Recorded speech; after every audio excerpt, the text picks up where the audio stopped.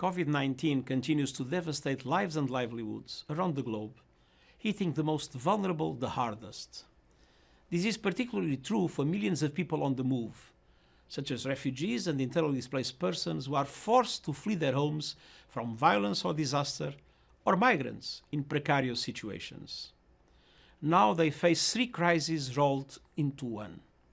First, the health crisis, as they become exposed to the virus, often in crowded conditions where social distancing is an impossible luxury, and where basics such as health care, water, sanitation, and nutrition are often hard to find.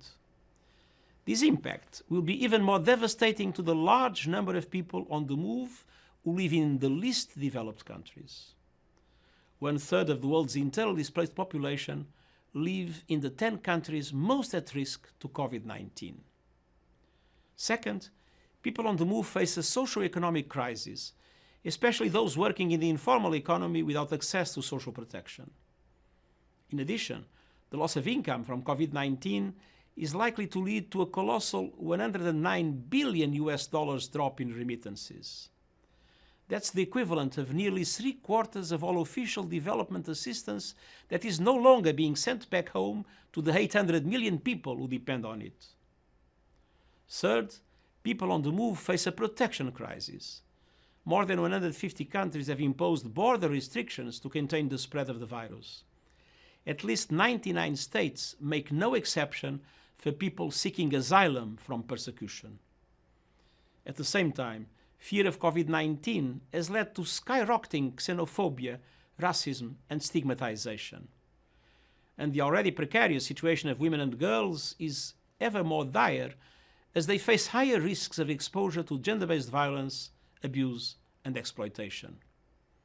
Yet, even as refugees and migrants face all these challenges, they are contributing heroically on the front lines in essential work. About 1 in 8 of all nurses globally, for example, is practicing in a country different from where they were born. The COVID-19 crisis is an opportunity to reimagine human mobility. 4 core understandings must guide the way. First, exclusion is costly and inclusion pays. An inclusive public health and socio-economic response will help suppress the virus, restart our economies, and advance the Sustainable Development Goals. Second, we must uphold human dignity in the face of the pandemic and learn from the handful of countries that have shown how to implement travel restrictions and border controls while fully respecting human rights and international refugee protection principles. Third, no one is safe until everyone is safe. Diagnostics, treatment, and vaccines must be accessible to all.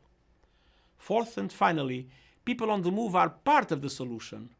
Let us remove unwarranted barriers, explore models to regularize pathways for migrants, and reduce transaction costs for remittances. I'm grateful to countries, especially developing countries, that have opened their borders and hearts to refugees and migrants despite their own social, economic, and now health challenges. They offer a moving lesson to others in a period when doors are closed. It is essential that these countries are provided increased support and full solidarity. We all have a vested interest to ensure that the responsibility of protecting the world's refugees is equitably shared and that human mobility remains safe, inclusive, and respects international human rights and refugee law. No country can fight the pandemic or manage migration alone. But together, we can contain the spread of the virus, buffer its impact on the most vulnerable, and recover better for the benefit of all. Thank you.